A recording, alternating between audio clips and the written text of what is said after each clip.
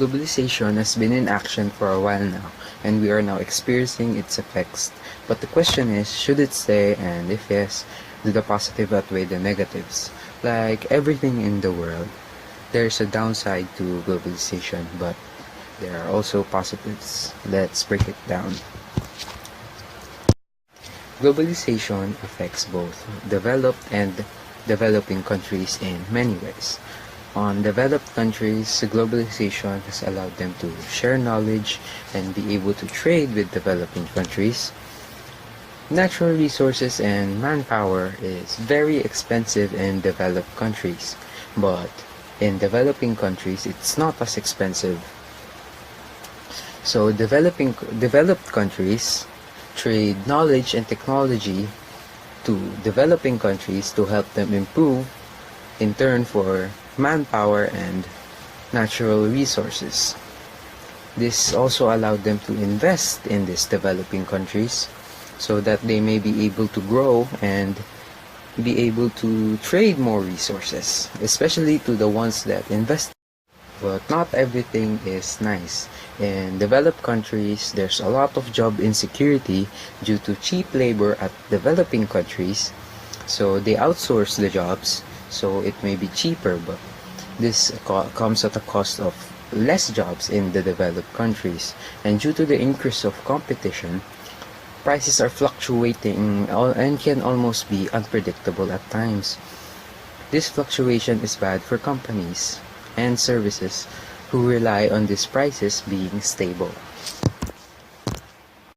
On developing countries, it also has a lot of effects on developing countries from how globalization affects developed countries. You can see that effects of globalization are based around different markets being connected, and this time developing countries being connected with developed countries. Some positive effects for developing countries, aside from obvious effects for them earlier, is that life is getting better for the people of the developing countries. Better education, better technology, because of the increasing competition, because producers are trying to outmarket the other companies that are coming in from these developed countries so that they won't be replaced. So everything is being better. And because of this, more companies coming in, there are more jobs for everyone.